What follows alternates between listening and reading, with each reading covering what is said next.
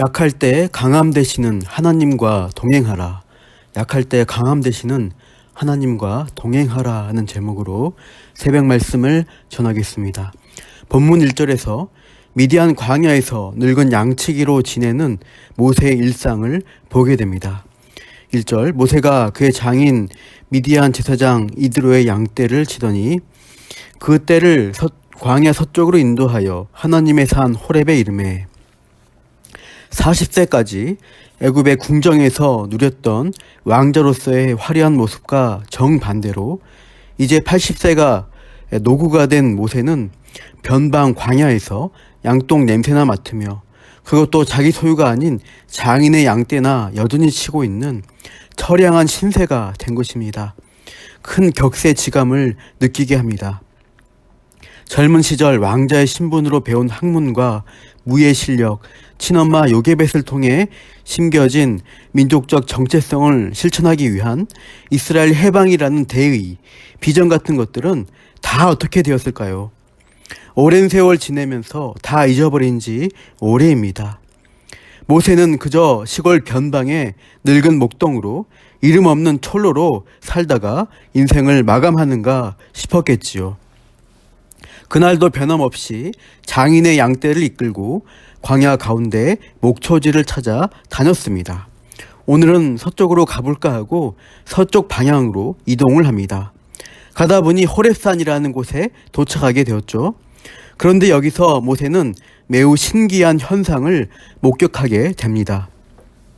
오늘날에도 건조한 광야 사막에서는 덤불들이 바람에 마찰이 일어나면 자연 발화되는 경우가 종종 있다고 합니다.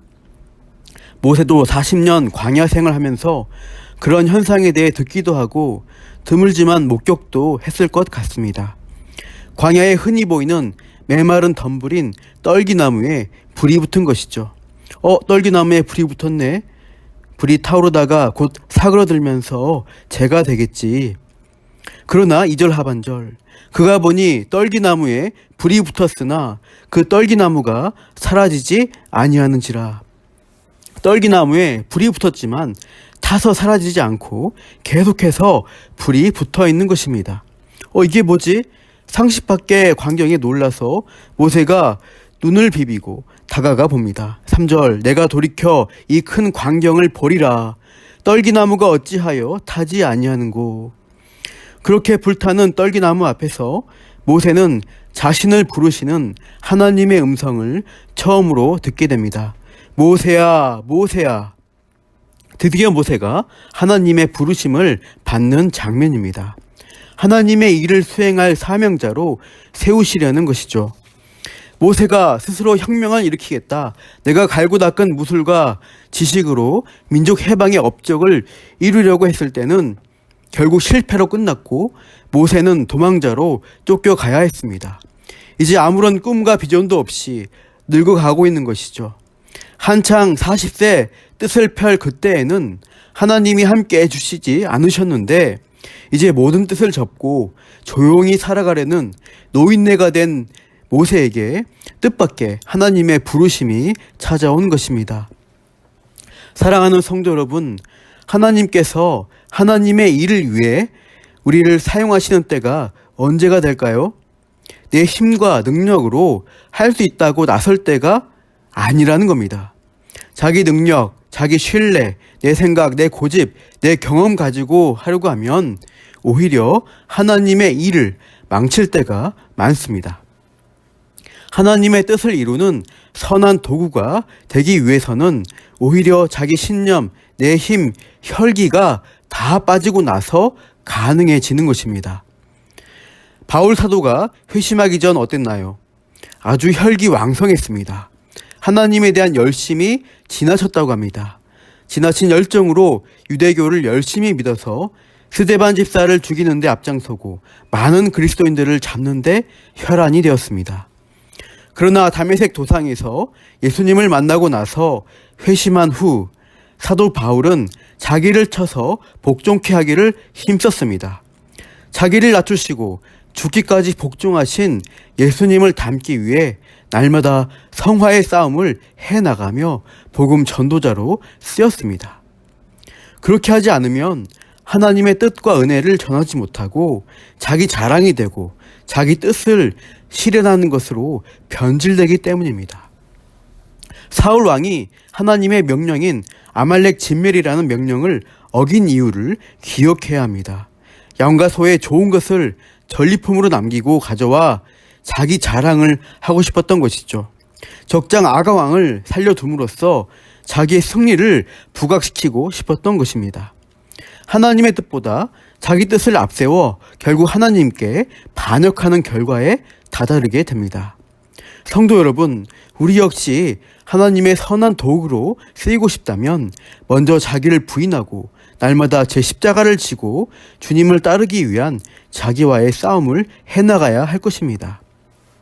말씀 앞에 내 자아를 굴복시키는 그 순종의 단련을 매일 해나가야 하나님의 뜻을 이루는 선한 일꾼이 될 수가 있습니다. 그런데 그렇게 순종의 일꾼으로 만들어져 가는 과정이 참 힘들고 외롭고 한없이 기다려야 하는 시간이 될 수도 있다는 것을 기억하시기 바랍니다. 어떻게 보면 모세를 하나님이 버리신 것 같았습니다.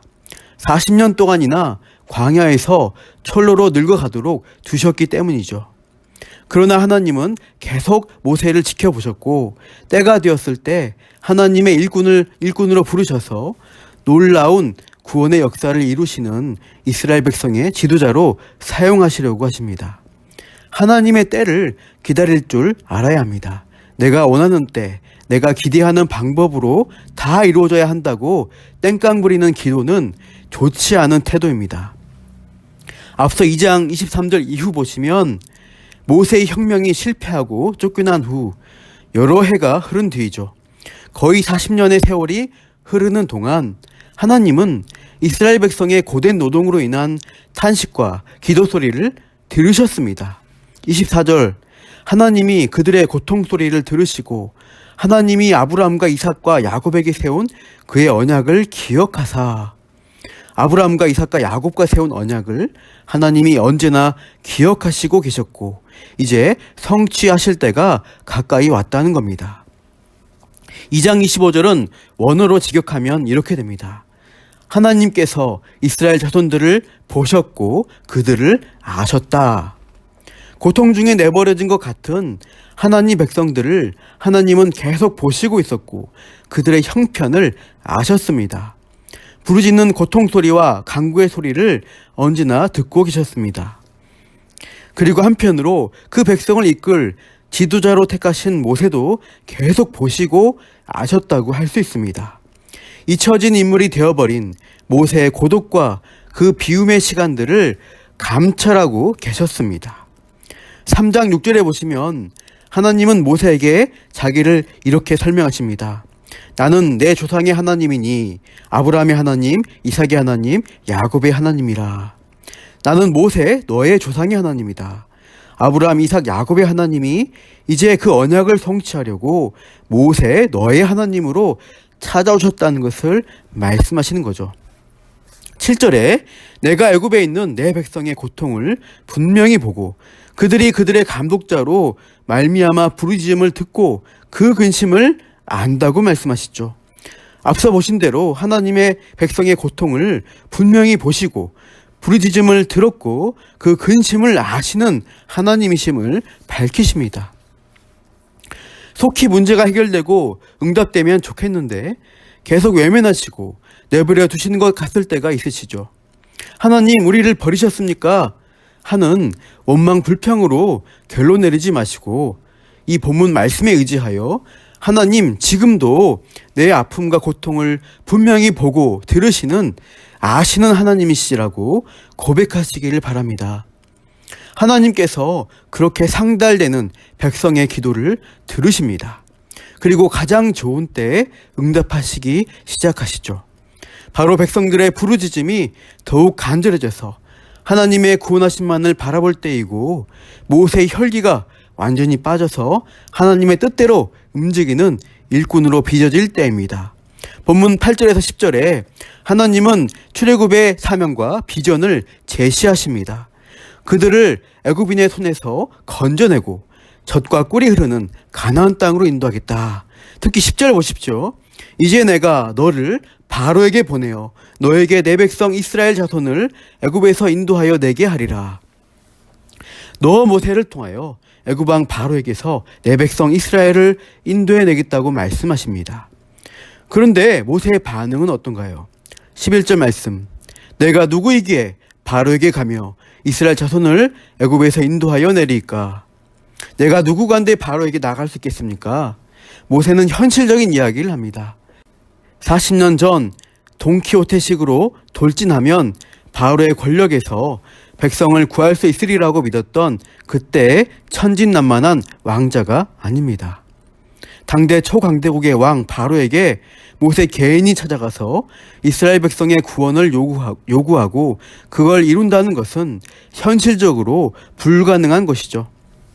과거 그 제국의 중심의 내부자로서 혁명의 가능성을 조금이라도 갖추고 있었을 때도 안 되었는데, 지금 힘이 다 빠져버린 늙은 목동 주제에 내가 누구이기에 감히 그런 일을 할 수 있겠냐는 겁니다.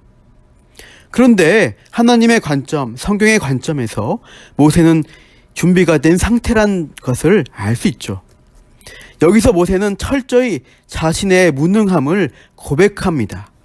자기 힘으로 그 강력한 세상에서 이스라엘을 구해낼 수 없다는 것을 알았고, 이것에 대한 고백은 하나님 앞에서 반드시 필요하고 중요한 것입니다. 철저히 무능을 고백하는 모세에게 하나님은 무엇을 약속하시나요? 우리 12절 말씀 다 같이 읽겠습니다. 하나님이 이르시되 내가 반드시 너와 함께 있으리라. 내가 그 백성을 애굽에서 인도하여 낸 후에 너희가 이 산에서 하나님을 섬기리니 이것이 내가 너를 보낸 증거니라. 이 일은 네 힘으로 하는 게 아니라 하나님이 이루시는 역사라는 겁니다. 사실 앞에 사명을 주시는 말씀도 자세히 보십시오. 8절에 주체가 누구인가요?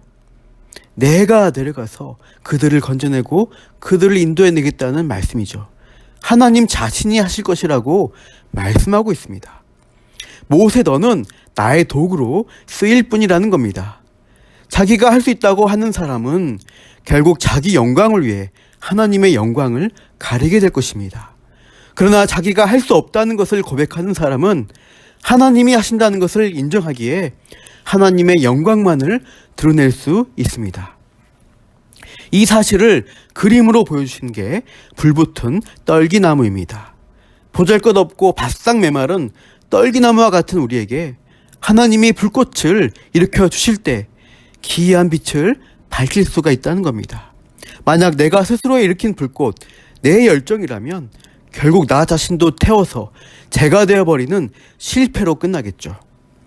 그러나 하나님이 일으키신 거룩한 불꽃이라면 나를 태우지 않고도 세상에 빛을 밝히는 도구로 하나님이 쓰실 수가 있다는 것입니다. 바울도 이렇게 고백합니다. 고린도후서 12장 9절 10절 나에게 이르시기를 내 은혜가 내게 족하도다.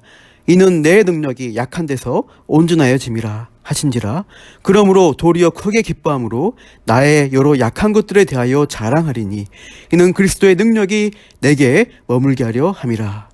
내가 약한 그때의 강함이니라. 오늘도 우리가 하나님 앞에서 약함을 고백하고 철저한 자기 부인의 신앙으로 나아가려고 했을 때 오히려 하나님께서는 내가 반드시 너와 함께 있으리라고 말씀하시며 동행하심으로 우리를 통해 하나님이 기뻐하시는 선한 일들을 이루어 가실 것입니다. 기도하겠습니다. 떨기나무의 불꽃 가운데 모세를 만나주신 하나님, 오늘도 메마른 떨기나무와 같은 우리를 말씀과 기도 가운데 만나 주옵소서. 자기 만족, 자기 자랑, 내 경험으로 채워진 교만해진 우리 마음을 비우게 하옵소서. 내가 원하는 때에 응답해 주시도록, 내가 원하는 방법과 결과를 이루어달라고 떼일 쓰는 어린아이와 같은 수준에서 벗어나 더욱 성장하기를 원합니다. 하나님의 때, 가장 좋으신 그때에 우리에게 응답하시도록 맡겨드리는 믿음으로 기도하게 하옵소서. 하나님의 은혜를 담을 수 있도록 우리의 혈기가 비워지고 약해지게 하시고 철저한 무능을 인정하고 자기 부인의 신앙으로 엎드리게 하옵소서. 그래서 내가 약할 때 하나님의 강하심을 경험하게 하시고 하나님이 일으켜주시는 불꽃으로 오늘도 빛과 소금으로 살아가도록 도와주옵소서. 그렇게 인도하시는 하나님을 찬양합니다. 예수님의 이름으로 기도합니다. 아멘.